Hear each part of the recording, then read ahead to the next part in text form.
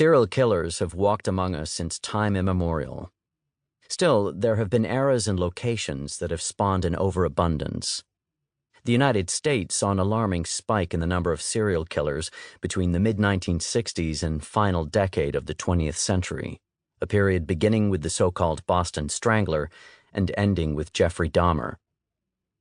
Victorian Britain experienced a similar outbreak. Weimar Germany, 1918-33, that ill-fated republic sandwiched between the First and Second World Wars, was so ridden with serial murderers that collectively they inspired the fictional child killer Hans Beckert in Fritz Lang's timeless 1931 thriller, M. Less than a year before M was released, Berlin police inspector Ernst Gennett coined the term Serienmörder to refer to this strange new violent phenomenon. Gennett himself served as the main inspiration for M's Inspector Lohmann. M begins with a murderer already on the prowl. Children play games about who will be next, and their anxious parents escort them home from school. A young girl is approached by a mysterious man who offers to buy her a balloon. Shortly thereafter, the girl is shown to be missing. In the wake of her disappearance, public panic is compounded when the murderer writes to the papers, promising to kill again. Led by Inspector Lohmann, the city police try to catch the killer, conducting psychiatric analysis of released prisoners and new forensic tests, such as handwriting analysis and fingerprinting. The city's crime lords are so disrupted by the increased police pressure that they start their own manhunt for the killer, using the city's numerous beggars as lookouts. The police find the killer's rooms, which contain incriminating evidence, and lie in wait for him. Meanwhile, the killer is on the hunt for more victims. A blind beggar identifies the killer's distinctive whistling and is aided by other beggars, who mark M for murderer, in chalk on the back of his coat. Shortly thereafter, the killer is cornered and abducted by the crime lords. Put on trial in an abandoned distillery, the killer delivers an impassioned defense, claiming that he cannot help himself, that his urge to kill is uncontrollable, and questioning why other criminals feel they have a right to judge him. Before the mob can kill the defendant, the police arrive, breaking up the proceedings and arrest him and the other criminals.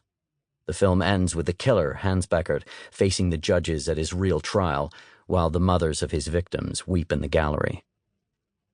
Like Alfred Hitchcock's The Lodger, released 4 years earlier, M broke new ground by exploring the subtle psychological and social factors around sexual homicide, instead of simply portraying murderers as mindlessly evil. Peter Lorre's depiction of a torn, baby-faced, seemingly non-threatening killer made him an international star and cemented M as one of the greatest films of all time. 6 Weimar-era serial killers served to varying degrees as inspiration for Hans Beckert.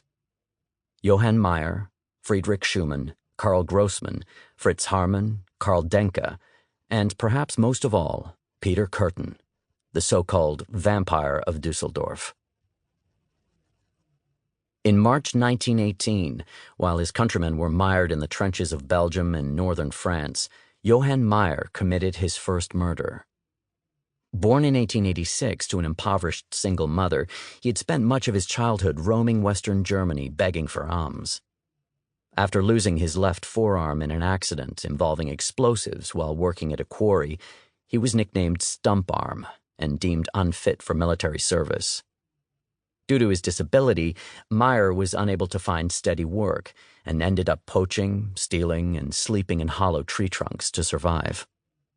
Despite his wretched situation, Meyer was able to establish friendships and relationships, connections that he would abuse to repeatedly and successfully commit murder. In March 1918, he shot Maria Dahm, a 23-year-old ex-girlfriend, with his carbine rifle in the woods near Mayen in the Rhineland. 11 months later, he fatally shot 28-year-old Maria Falk. As with many Germans at the time, Falk made her living traveling from industrial Bonn to the countryside to trade city products for natural goods. To keep listening to this audiobook for free, click the link in the description. It will take you to a free Audible trial where you can listen to this and many other books for free for 30 days.